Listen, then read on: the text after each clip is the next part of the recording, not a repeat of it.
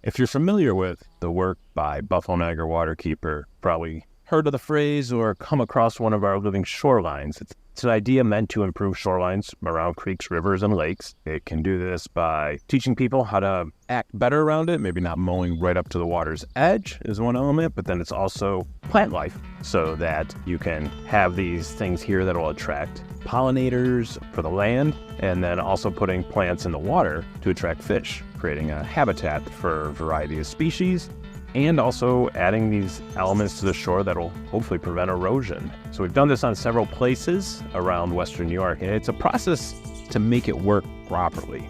And one element that has helped us over the years is using what we're going to call rock socks. It's a fun name for an efficient way to get plantings in the water near a shoreline, and to make sure that this will take root faster and better. We've worked with many partners over the years on these rock socks. To better describe them and how they've been used, I'm joined by Waterkeeper's Charles Oddo. He's our project manager and senior designer of ecological programs and has been with Waterkeeper for 8 years. Hey Charlie, how you doing? Doing well. How are you? I'm doing very well. Thank you for joining me today to talk about rock socks. Of course. Catching me at the end of the year. I feel like I got time to burn. So let's talk about some stuff. So yeah, we're here to talk about rock socks. But before we get into that, I wanted to look at this living shoreline concept that Buffalo Niagara Waterkeeper has really been promoting through the years. And I wanted you to kind of maybe explain living shorelines, what's the value of these, and why is there an effort to increase them? Yeah, to explain what a living shoreline is, it might be helpful to learn what a living shoreline isn't. Most shorelines in our environment we're so accustomed to seeing now are non-living shorelines. They're the line between land and water that has been fortified in some way, whether it's with rock or sheet pile walls, wooden walls. Shoreline is basically made out of non-living materials. So the living shoreline is pretty much self-explanatory, right? It's the exact opposite. It's plugging the shoreline, that land-water interface with living things. Most usually that includes plants. And then those living plants attract more living creatures that rely on those plants. So a living shoreline is just an environment that is filled with life and is essential for life. So there's this figure out there in a lot of these studies about the benefits of living shoreline, and they estimate that the shoreline environment is critically important for up to 90% of all aquatic life. So what does that mean? That means it could be at some point in the life cycle of most living things, they rely on a healthy shoreline, whether it's to like fish spawning, whether it's a place to hide from predators, or it's a place for predators to stalk prey. There's just so much tied up in these shoreline environments that they're critically important for the stability of the whole ecosystem. One of the desktop analyses that Waterkeeper did a while back when establishing this program was we looked at all the shoreline environments in the upper Niagara River, and we determined that almost 80% shorelines all throughout the Niagara River, at least the upper river, have been modified and hardened in some way.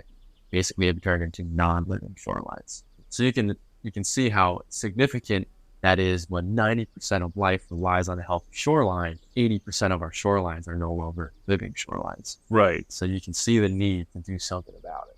Trying to reestablish those ecosystems and letting life come back to it. Yep, 100%. And that's the biotic factor, right? That's the living factor on why living shorelines are so important.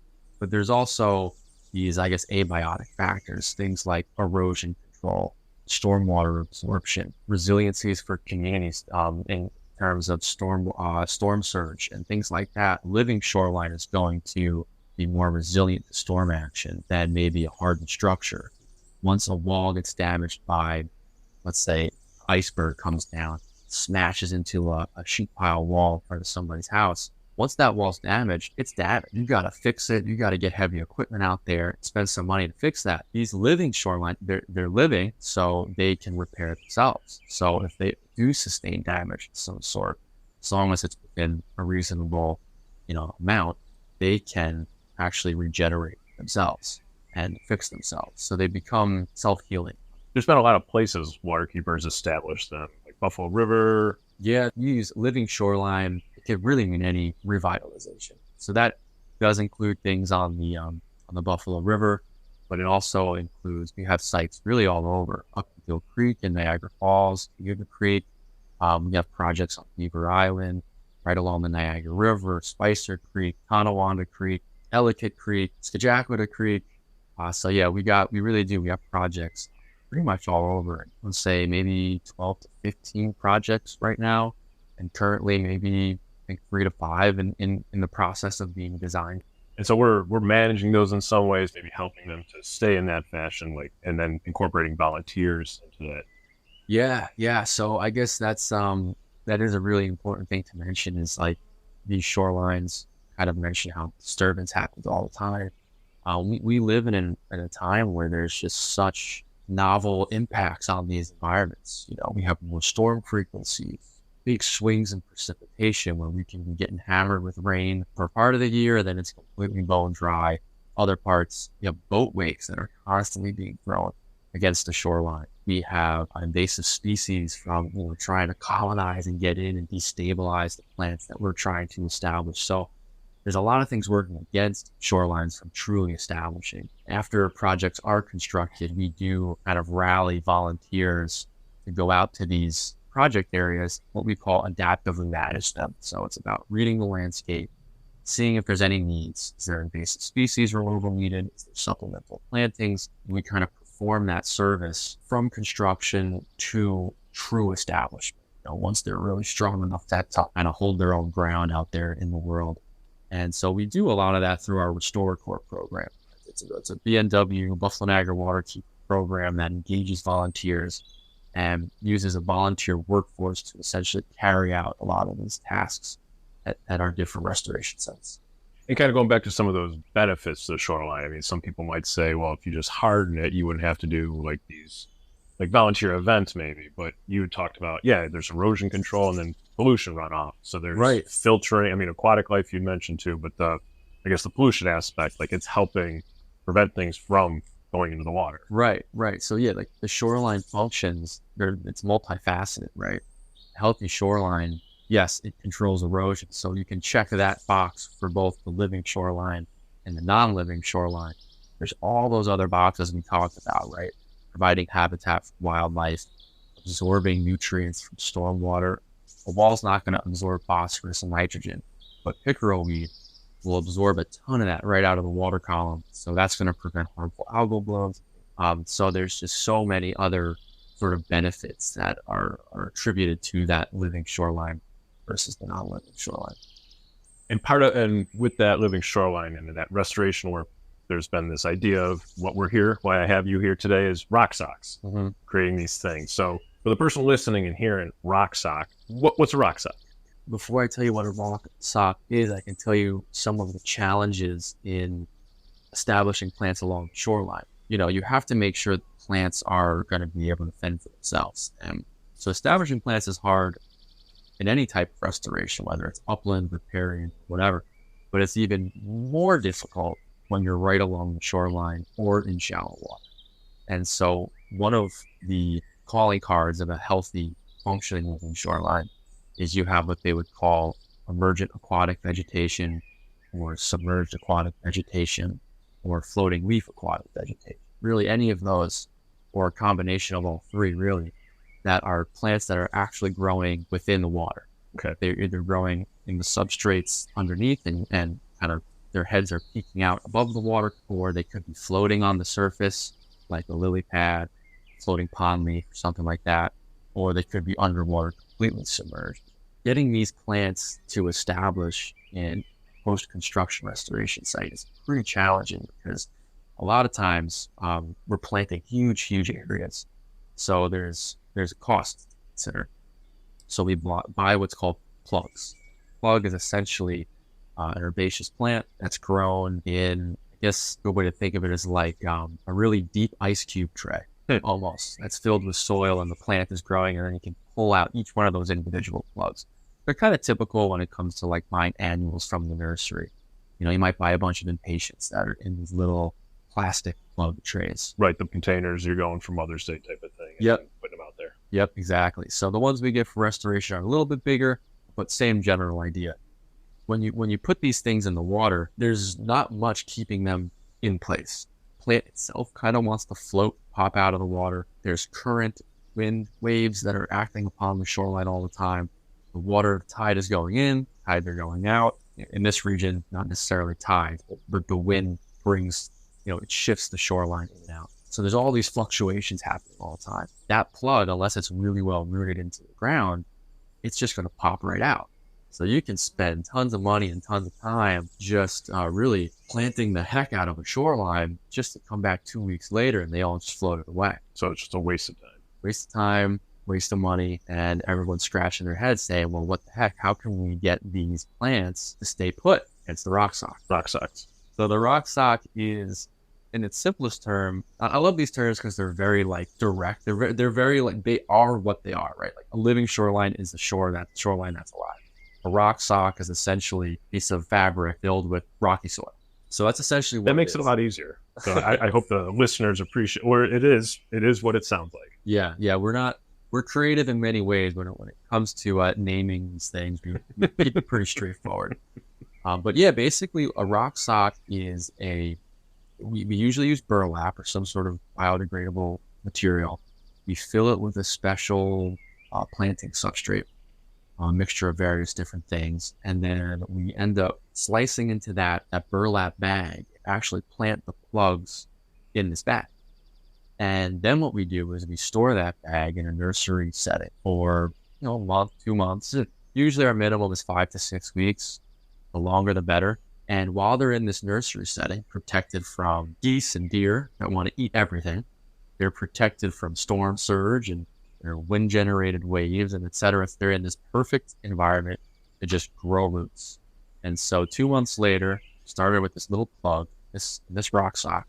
2 months later, you pick these things up out of these storage pools, and the roots have completely grown through the bag, and the bags are dripping with roots. Wow. So much so that plants are actually spreading out of the bag and sending up new offshoots out of the bag.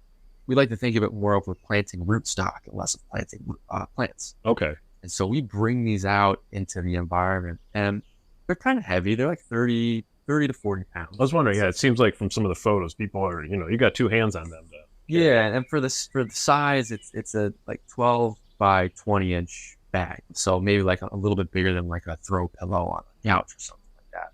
And yeah, you see people, they carry these things, they're dripping with roots, they're dripping wet.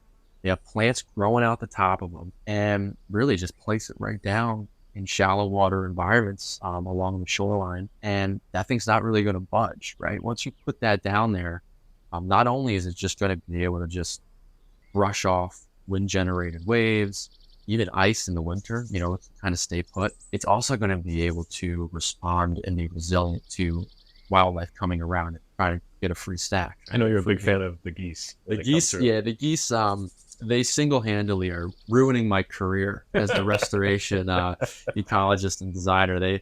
They never cease to, they're not very kind to me. We'll put it that way.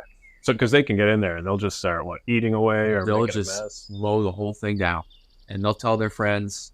And then the deer catch wind that there's a buffet out there, and then they show up. It's not their fault. It's our fault, humans, right? We eliminated all this critical habitat. It doesn't exist anymore. So whenever you restore something, or maybe it's an acre or 2 acres in size, it's a 1 or 2 acre plot of native plants that they're starving and they're hungry for. So the dinner bell rings and they all show up. And so that's another reason why the rock sock is so useful, is that we're planting roots, not plants. So if a deer or a goose comes by and shears off the top trying to get a meal, there's so much energy in those roots that it's just going to resprout. It's way more resilient compared to the plug. So the rock sock really helps us combat those big challenges that we see, which is fluctuating water levels, waves, wildlife. And it really has been, it's one of our biggest tools that we have, established plants in this really dynamic, challenging location along the shoreline. I think you'd mentioned at one point the idea, the rock sock, you can have it close to shore, or you can, because the roots are so well established and the plants have grown taller, True. You can plant them out farther from the shore, I guess. Yeah. So that's another really good benefit of the rock sock is just, for comparison, going back to the standard plug. When you get that, you might have 3 to 4 inches of top growth on that plant. Now, emergent plants in particular, although they're grown and their roots are growing under the water, the tops of that plant have to be above that water level. They need to be able to breathe, essentially, and get oxygen down to their roots. Even though they're in the water, they still need to breathe. So how deep you can plant an emergent plant in that shallow water, near shore area, it's really limited by how tall your plant is. With the rock socks, because those plugs have been growing in bags in a nursery for sometimes up to 2 months, that plant is now 2 feet tall. So you can see how you can push out your planting zone to be way, way, way deeper, way further away from shore to get quicker colonization, which along the shoreline is critically important because of the erosion control and because of the threat of invasive species. So the denser you can plant, farther out you can plant, the better. And that's not to say the plug won't eventually creep out over time to deeper water, but you're looking at a longer wait time. Right. The idea is get this moving along in some fashion. And if you can do that, that's what these rock socks will accomplish. Yep. So I got to go take a tour where we took some Restore Corps and some Yelp students, and they got to see the process. It's quite involved in creating the rock sock bag. And then I've heard from you talking about getting it into the shore. I mean, that's where we're relying on these volunteers. I don't know if you can describe what that process is. Yeah. So because we hire someone to kind of grow them for us. Yeah. Ever since, seeing this process be developed over the years of the rock sock, I always thought, man, I would love for volunteers to do this. And what a cool learning experience. Just so different than what you would think of as a planting event. So I always wanted to, bring the volunteer world into this. We had the opportunity to do this through our Restore Corps, which I mentioned earlier was that volunteer workforce led by Waterkeeper to help manage our restoration sites. And we knew we wanted to do it, but we could never figure out all the pieces. How do you grow these things? Where are we going to grow them? Where are we going to store them? And we build a temporary nursery in our parking lot in downtown Buffalo. But you don't know what you don't know. And what we soon figured out, start to dive into it a little deeper, was there's a lot we don't know. You need a whole system to recirculate water. So we were just like, man, this is too much. Then we've known of Friends of Silo City for some time. It's like where culture and ecology kind of intersect in this really interesting way. And it's a really cool facility over there. We heard that they were thinking about starting this nursery. Rock socks was going to be one of those things that they wanted to start to grow for projects. And they had been working with Tiff Nature Preserve to start getting this rolling. And so we reached out to Friends of Silo City and they were like, yeah, let's do it. They were absolutely critical. And so we're so appreciative to them of not only giving us the space and working with us to grow these out, but just being so open in the process. And we learned so much this past year. And so, yeah, part of what we did is we have some of our kids from the Young Environmental Leadership Program that we have here. And we also had some other volunteers and some of our stewardship. We all went to Silo City and we grew out these rock socks. So it was a great event. It must have been close to 30 kids from different high schools that show up. And we are filling these bags with special substrate. It was delivered in bulk, filling up all these bags. And then we're cutting open the tops of the bags and we're putting the plugs in and we set the whole thing out. He's got this great grow out operation going where actually he repurposed the concrete foundation of an old building in the complex. He's sort of transitioned to being a growing operation for plants. And yeah, it was just such a cool moment to see all these kids just to see their minds going about this new thing that they've never seen before. So we grew that out, started those in June, and then in the end of September and October, we remobilized with other volunteers, and we planted them in a few different locations, one of which was Forest Lawn Cemetery. How did it go? How did the plantings go? The event went great. I mean, we had 20 to 30 people show up. We had 2 events, a morning and an afternoon session on Saturday, and it went even better than we had thought it would go. It was just really smooth. And I think, as we look to next year and subsequent years after that, I think we can get more rock socks in with less people. So it's another, I guess, benefit of the rock sock is that you can plant a lot of area very, very quickly. You just need to drop the thing down and make sure it's in the water. And that's pretty much it. Mm-hmm. Some I've heard you talk about as far as, Living Shorelines has these very tangible benefits. Pollution, erosion control, ecosystem generation. But you've talked about like just the natural beauty of it, the aesthetic element. Like this creates something people want to go see. That seems pretty important to you. I mean, it's not something we maybe put out there and say this is just going to be beautiful, but that's like great. I guess it checks another box almost. It just creates something. Yeah, and I think the funding landscape. It's shorelines are providing an ecosystem service, right? That's the whole driving force of the shoreline. But there's the aesthetic component, so we don't like harp on it too much when we're trying to rally support. We kind of spend most of our time talking about the benefits, habitat, water quality, and all these things. But you're 100% right. Like the aesthetic component of a healthy shoreline can't be overlooked because we live in a world dominated by human beings. And so if these projects don't look good, they won't exist. And so when we are designing projects, we're working with engineers and landscape architects, and aesthetics is definitely something that's considered. Sight lines, bloom time, just plant texture, all these things, because we, as much as we want to just cause the change in the ecosystem, we want to cause change in people's perception of what a shoreline is. Because I think right now there's these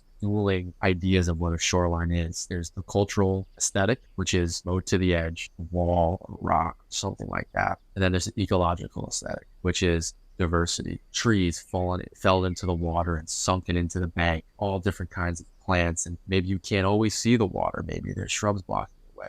Maybe your view is framed by two large clumps of trees, right? There's these two aesthetics out there. And so with the Living Shoreline program, we try to sort of like blend these two. So we're creating ecologically rich landscapes that are also culturally accepted. And those expectations of open sight, feeling safe, being able to explore this area of a park that is now revitalized. The last thing we want to do is create a revitalization area and say no people allowed. That wouldn't fly, right? We want people to come in, but we want it to be in a way that's not trampling all the plants. So we designed trails and little bridges over wetland areas, tons of signage, teach people about these ideas, because this project is so small, right? It's a drop in the bucket. Like I said, 80% shoreline has been altered. So even if we probably have close to maybe 25 to 30, all of our shoreline habitat revitalization projects, it's still such a small fraction of what needs to happen. So every time somebody comes to a project, they can be won over by these ideas and just really change their perception. And then they take these ideas with them. Maybe they implement them at their own properties if they live on a waterfront.